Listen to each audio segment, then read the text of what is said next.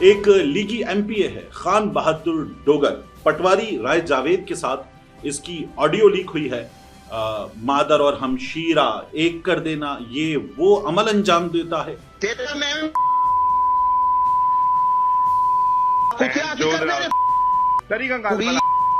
جو بلوچستان کا معاملہ ہے جس میں ہمیں یہ پتا چلا کہ ایک جوڑے کو قتل کر دیا گیا۔ ریمانڈ سردار شیر باز خان کا ریمانڈ، کہا یہ جا رہا ہے کہ واقعہ یکسر بدل گیا ہے۔ کیوں بدلا ہے؟ جرگوں کی اجازت دینے والے گناہگار اور مجرم، جرگے کرنے والے گناہگار اور مجرم۔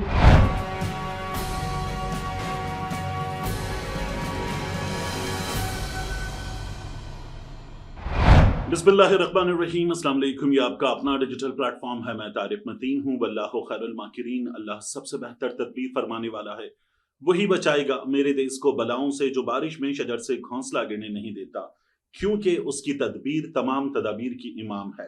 سب سے پہلے یہ جان لیجئے کہ خیبر پختونخوا میں جو سینٹ انتخابات ہوئے، جس کے لیے ووٹنگ ہوئی اور بلا مقابلہ والا فارمولہ ناکام ہو گیا، وہاں نتائج آ چکے ہیں، اور نتائج جیسے توقع کی جا رہی تھی 6-5 کی، اس کے مطابق ہی آئے ہیں۔ لیکن ایک چیز بہت بڑی ہے، اور وہ ہے مراد سعید کا سینیٹر بننا۔ مراد سعید کے نام پر کاٹا ہے، اسٹیبلشمنٹ چاہتی ہے کہ مراد سعید نہ آئے، تو مراد سعید کا سینیٹر بننا بہت بڑی خبر ہے۔ دوسرا، اعظم سواتی نے 89 ووٹ لیے، شاید کچھ ووٹ مسترد ہو گئے ہوں، لیکن دلاور خان جو فضل الرحمان کی جماعت سے ایک ATM قرار دیے جاتے ہیں، مالدار آدمی قرار دیے جاتے ہیں، انہوں نے جن کے ووٹ 53 بن سکتے تھے، سارے اپوزیشن کے ووٹ ملا کر 54 ووٹ لیے۔ اس کا مطلب ہے کہ پاکستان تحریک انصاف میں سے کسی ایک بندے نے پیسے پکڑ کر ان کو ووٹ دیا ہے۔ یہ چیز اپنے آپ میں بہت بڑی ہے۔ مراد سعید کی سیٹ البتہ یوں سمجھ لیجئے کہ وہ سینیٹر بن بھی جائیں تو شاید حلف اٹھانے کے لیے نہ آ سکیں، کیونکہ وہ روپوش ہیں، اور عمران خان کے حکم کے مطابق روپوش ہی رہیں گے۔ ایک لیگی MP ہے خان بہادر ڈوگر، پٹواری رائے جاوید کے ساتھ اس کی آڈیو لیک ہوئی ہے۔ تھوڑا آگے جا کر میں یہ آپ کے سامنے رکھوں گا کس طرح سے یہ نون لیگی MP پاکستان تحریک انصاف والے کہتے ہیں فارم 47 پہ جیتا ہے۔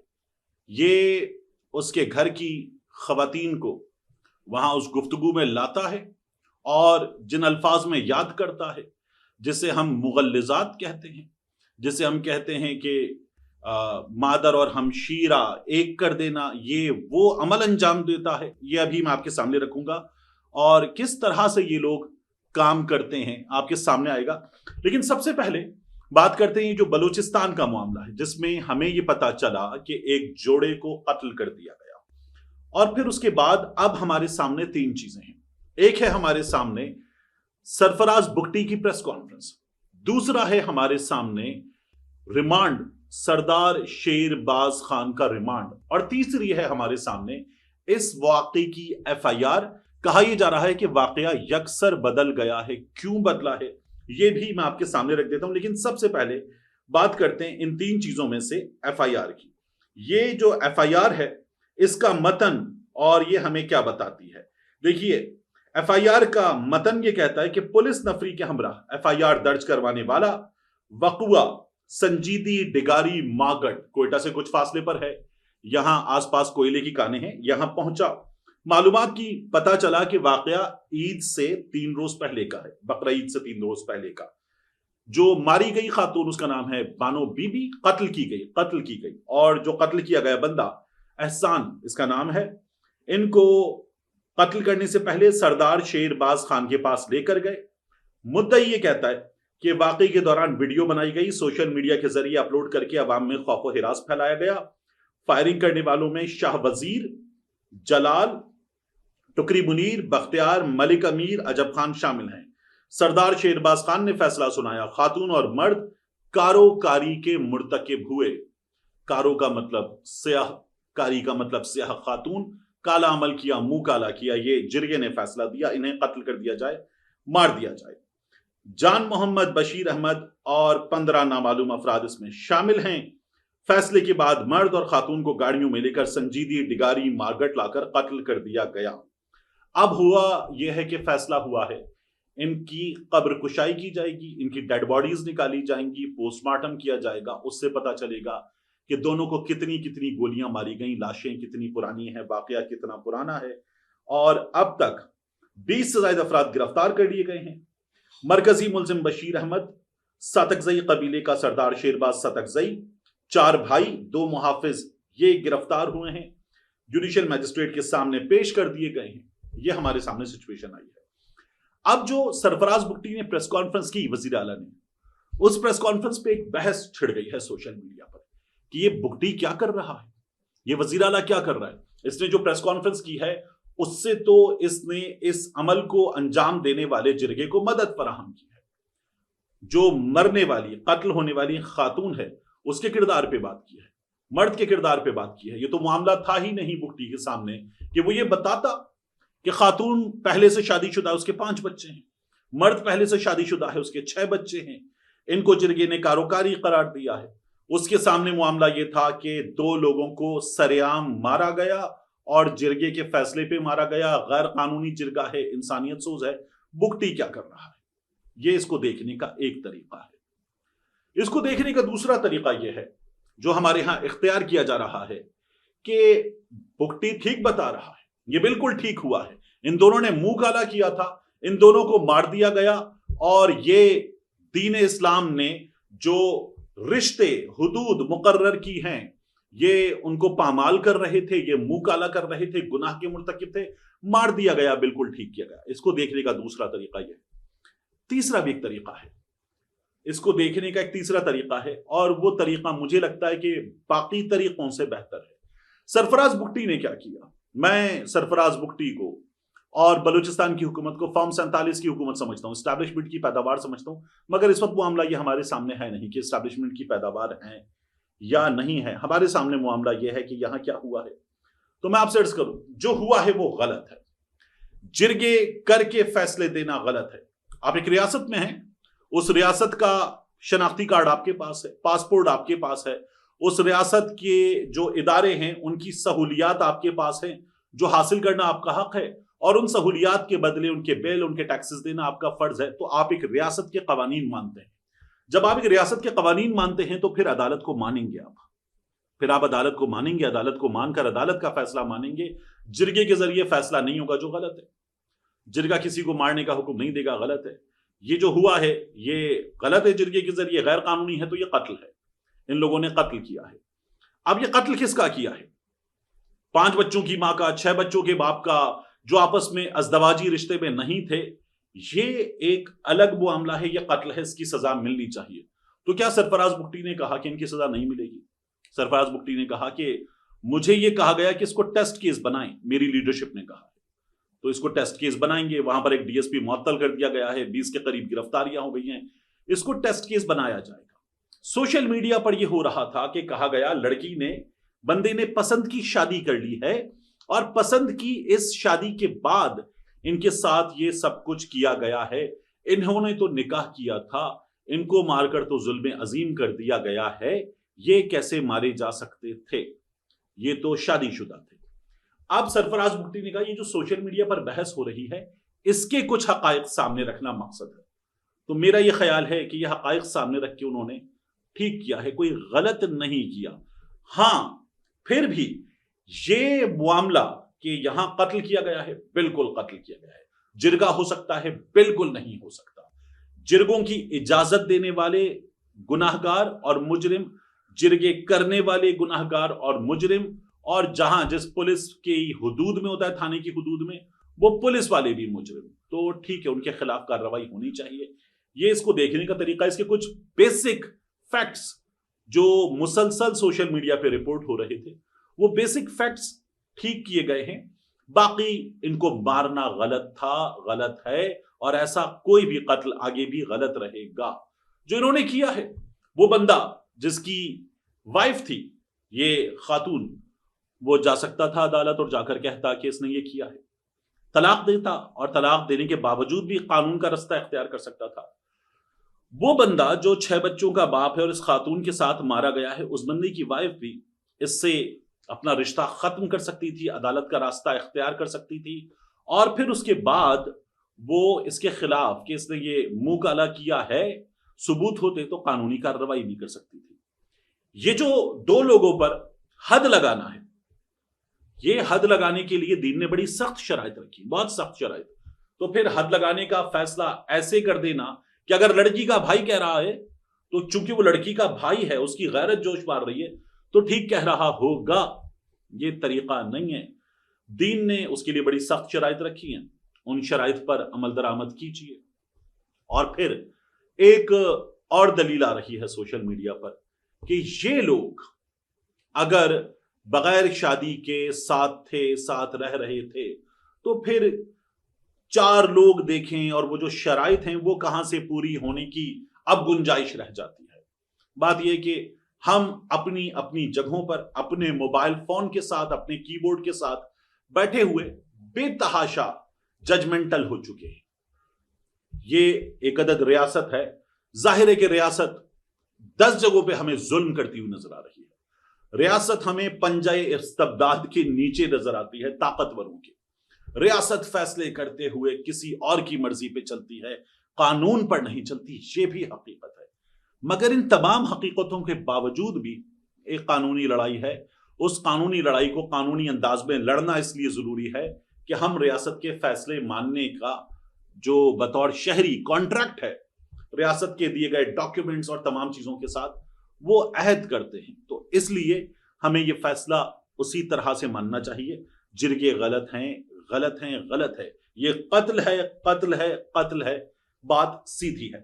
تو جو کیا جا رہا ہے میرا خیال ہے کہ وہ ججمنٹل ہوتے ہوئے ہر طرف سے زیادتی کی جا رہی ہے. سرفراز بگٹی صاحب بھی کچھ جگہوں پر یہاں پر رک سکتے تھے.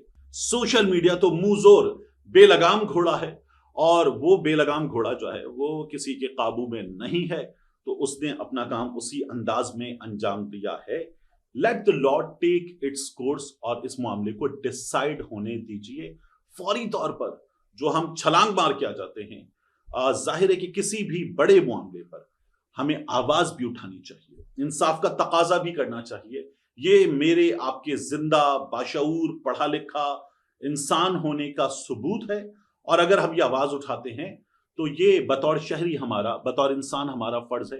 یہ فرض ضرور ادا کرنا چاہیے، لیکن کنکلوژن نکال کر ججمنٹل ہونا یہ زیادتی ہے.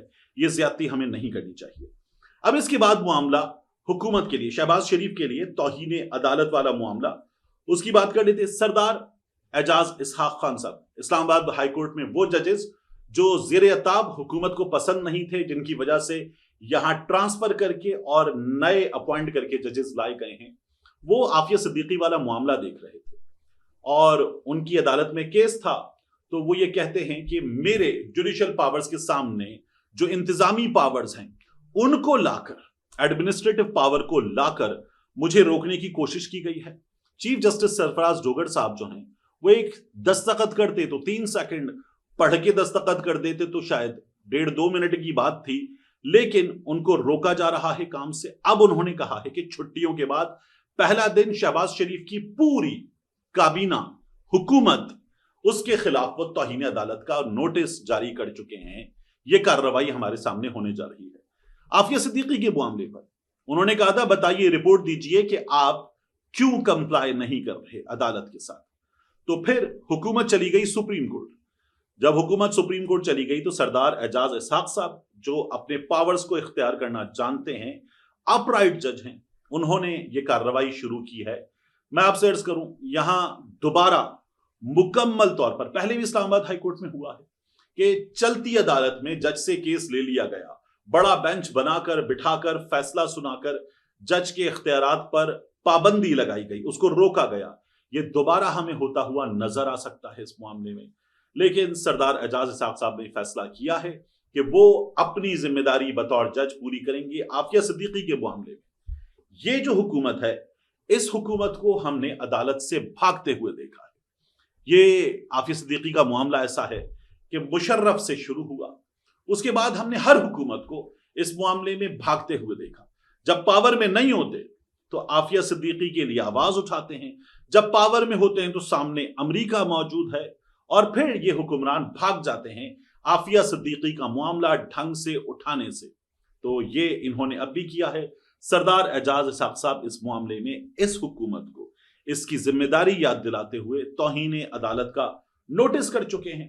ہونا یہ چاہیے کہ ہمیں انصاف ہوتا ہوا ان کی عدالت سے نظر آئے، اور انصاف یہ ہے کہ انہیں انصاف کرنے دیا جائے۔ یہاں عدالتوں کو زبردستی پابند کیا جا رہا ہے کہ جیسے نامعلوم افراد چاہتے ہیں، ویسے جیسے حکومت چاہتی ہے ویسے عدالت کو موڑا جائے۔ تجزیہ کار یہ کہتے ہیں کہ یہ شدید زیادتی کی جا رہی ہے عدالت کے ساتھ، اور اسے روکنے میں بھی عدالت کے وہ لوگ جو انصاف کرنا چاہتے ہیں اس وقت ہمیں ناکام نظر آ رہے ہیں۔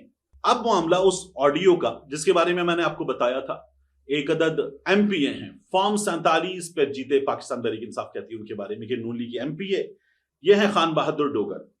یہ ایک عدد پلاٹ کے ٹرانسفر کا غالباً معاملہ ہے، اس میں یہ پٹواری رائے جاوید سے کال پر بات کر رہے ہیں، کال لیک ہو گئی ہے، اور میں آپ کو 10 جگہ بیپ کر کے سنواؤں گا کہ پھر یہ دو لوگ، ایک عوامی نمائندہ اور ایک پٹواری کس طرح سے بات کر رہے ہیں۔ ایک کہہ رہا ہے کہ تو جو اکھاڑ سکتا ہے اکھاڑ لے، اور دوسرا یہ کہہ رہا ہے کہ میں یہاں یہ کر دوں گا، وہاں وہ کر دوں گا، ادھر یہ ڈال دوں گا، اور عجیب و غریب واہیات گفتگو ہو رہی ہے۔ اور اس کے بعد گفتگو کے اختتام پر ایک دوسرے کو یہ گالیوں سے نوازتے ہیں، ایک دوسرے کے گھر کی خواتین کو گالیوں سے نوازتے ہیں، اور جہالت کا بھرپور مظاہرہ کرتے ہیں۔ اور یہاں آپ ایک بار پھر دیکھیں گے کہ نون لیگ کی حکومت، اور مجھے یقین ہے کہ آپ ایسے ہی دیکھیں گے، نون لیگ کی حکومت جو ہے اس معاملے میں ککھ نہیں کرے گی۔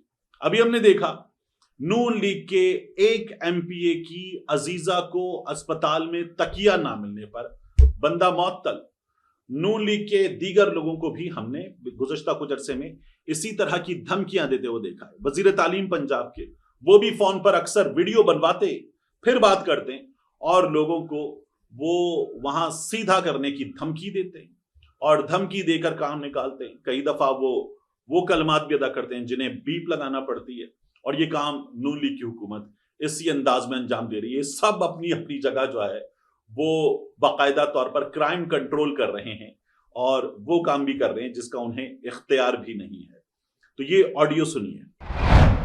ہاں جی، کی نہ کوئی طبیعت خراب ہے تیری؟ کیویں جی؟ کی اگو پیانا سے میں آخیا بھی انہوں نے آ کے کر دینا جی، میں تو سیدھی کرنا بندے دی ہتھیں، تبادلیاں تبودلیاں نال نہیں۔ اگر تیری خراب ہے تو میں درست کر دینا۔ کی اگو بولیا کی سی سردار جی؟ انج بھی گل کوئی نہیں، جی تو پیانا اسی کو لکھاویں ہیں، تو کی تو کر باویں ایم پی اس سے باویں، لیکن طریقہ کار ہے کرے گا، کی طریقہ کار سے میں درست جی۔ مالکہ ہونا ہے تو میں کرنی کہ میں کر دیں؟ تیری کی اوقات کی ہے نتھاویں دے یار رشتہ دار؟ ایک منٹ، تو انج نہ کر گل ساڈے نال۔ تیرا میں تو کی کر لے سے موڑ جا، جڑا اندے تیرا کر میں لا، علاج کراں گا۔ تو جڑا اندے کر لا، جا جا کر لا، تو سن خیر بنا دے۔ میں تینوں آپ تے بولنے لگا داں گا، چلو جڑا اندے کر لا، میں دینا۔ تیری کی اوقات ہے؟ میرے نال طریقے نال گل کر۔ میں تیری بولنے ڈنڈا دیاں گا، میرا ہی طریقہ کار ہے۔ میں نہیں اس طریقے کار نہیں منتا، ہیں میں اس طریقے کار نہیں منتا۔ تو مننے چل اچھا بس کھچ جائی آ کے بکواس تیری کی اوقات ہے بغیرتا؟ آئندہ تو مجھے فون نہ کریں، تیری ایسی دی تیسی چل جا کتے کام دی کر، کھچ کتیا کی کرنے نے کری گا گل بلا۔ اسی برادری والے بندے کو کھچا ہے یا تو وہ گالا تیری ایسی دی تیسی بڑے برادری والے دی۔ اب بات 9 مئی کے کوٹ لکھپت جیل ٹرائل کی۔ یہ جو شیرپاؤ برج ہے، جب گلبرگ سے داخل ہوتے ہیں کینٹ کے اندر، وہاں لاہور میں برج ہے، اور یہ برج جو ہے ایسے ہے کہ اس برج کو جب آپ دیکھیں تو آپ کو نظر آئے گا کہ اس کے فوری بعد ایک بڑی آرمی کی چیک پوسٹ ہے، وہاں پر بیریئر لگے ہوئے ہیں، آرمی والوں نے وہاں کونز لگا کر، رکاوٹیں لگا کر 3 سے 4 لینز ہیں وہ بنائی ہوئی ہیں۔ ان کے اندر سے گزرتے ہوئے اپنی گاڑی، اپنا شناختی کارڈ اور جو سوالات کیے جائیں گے ان کے جوابات دینے کے بعد آپ اس سیکیورٹی چیک سے گزر کر کینٹ میں داخل ہوتے ہیں۔ وہاں شیرپاؤ برج پر جو 9 مئی کو ہوا، یہ اس کا کیس ہے۔ تو 9 مئی کو شیرپاؤ پل پر جلاؤ گھراؤ کی اس کیس میں جو پیش رفت ہوئی، اے ڈی سی کے جج ارشد جاوید اس کی سماعت کر رہے ہیں۔ ڈاکٹر یاسمین راشد کے وکیل ہیں برہان معظم، جو اب تک بہت زیادہ لوگوں کو، جھوٹے گواہوں کو بے نقاب کر چکے ہیں، वो यास्मीन राशिद साहिबा का केस लड़ रहे हैं।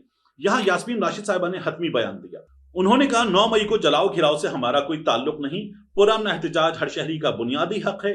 इमरान खान पाकिस्तान के मकबूल तरीन लीडर हैं। इस्लामाबाद हाई कोर्ट से इमरान खान को शीशे तोड़कर अगवा किया गया। वीडियोज मौजूद हैं जिसमें पुरतशद्दुद मुजाहिरीन को रोक रही हूं। सियासी इंतकाम का निशाना बनाने के लिए 9 मई के मुकदमात में नामजद किया गया है, यास्मीन राशिद साहिबा ने यह बताया। अब प्रोसिक्यूटर ने, सरकारी वकील ने यास्मीन राशिद साहिबा के हवाले से अपने हतमी दलाइल का आगाज किया और कहा 22 अप्रैल 2022 को पीटीआई की हुकूमत खत्म होने पर तहरीक का आगाज हुआ। मीडिया और सोशल मीडिया को हर किस्म का इस्तेमाल करके अस्करी इदारों के खिलाफ माहौल बनाया गया। 7 मई को साजिश हुई जिसे सुनने के लिए 2 अहलकार कारकुनान के रूप में जमान पार्क में मौजूद थे। साजिश के गवाह सिर्फ 7 मई वाली मीटिंग में शामिल थे।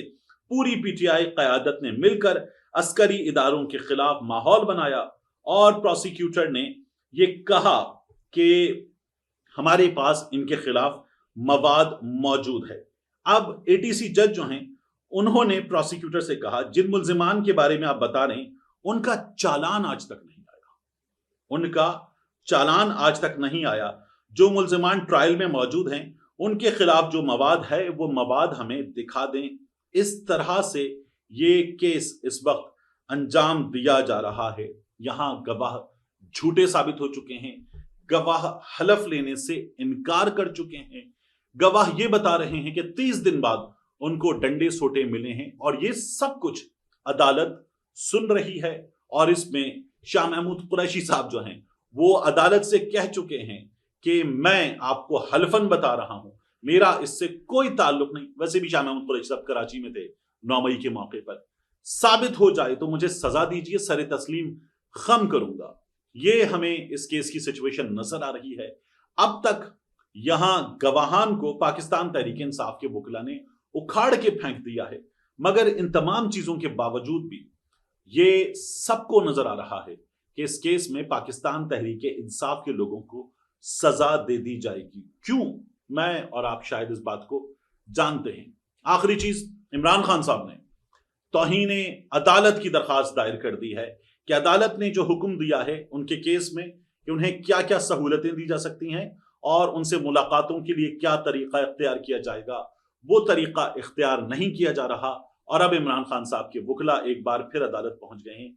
याद रखिएगा कि इमरान खान साहब के वकला के इससे पहले भी जो मामलात हैं वो अदालत सुन नहीं रही, उनकी गुजारिशात अदालत सुन नहीं रही। उन्होंने दरखास्त दायर की थी, फिर दरखास्त के बाद जल्द सुनने की मुतफर्रिक दरखास्त दायर की थी। ये ऐसा ही है कि मैं एक बार एक चैनल में नौकरी कर रहा था, मैंने अपने इमीडिएट बॉस को, चैनल के हेड को नहीं लेकिन अपने इमीडिएट बॉस को एक एप्लीकेशन भेजी ईमेल करके। उन्होंने उस एप्लीकेशन पे कोई अमल दरामद नहीं किया। मेरा मामला मेरे लिए सीरियस था, उनके लिए शायद छोटा होगा। मैंने फिर उसके बाद एक रिमाइंडर की ईमेल उनको की और कहा this is a reminder to my application, और मैंने वो नीचे अपनी एप्लीकेशन पेस्ट कर दी। उसके बाद भी उन्होंने कुछ नहीं किया तो मैंने फिर उनको एक ईमेल लिखी और मैंने उस ईमेल में लिखा this is a reminder to my reminder on the application. उन्होंने उस पर भी कुछ नहीं किया तो मैंने उसके बाद फिर उनको एक ईमेल लिखी और उस ईमेल में मैंने जो डियर सर के अल्फाज थे वो अपने एक पुराने कुलीग के बताए हुए फॉर्मूले के मुताबिक उसमें मैंने आर की जगह एफ लिख दिया। आर और एफ कीबोर्ड में ऊपर नीचे होते हैं, तो वो डियर सर की जगह डेफ सर बन गया। वो भागे भागे आए और उन्होंने कहा ये तुमने मुझे एप्लीकेशन में डियर सर की जगह डेफ सर लिखा है। मैंने कहा वो ऊपर नीचे होते हैं कीबोर्ड पर, गलती से हो गया होगा, आप बताइए मेरी एप्लीकेशन का आपने क्या किया है। मुमकिन है पाकिस्तान तहरीक इंसाफ को ऐसी कोई गलती करनी पड़े। मिलते हैं इंशाल्लाह आपसे अगली वीडियो में।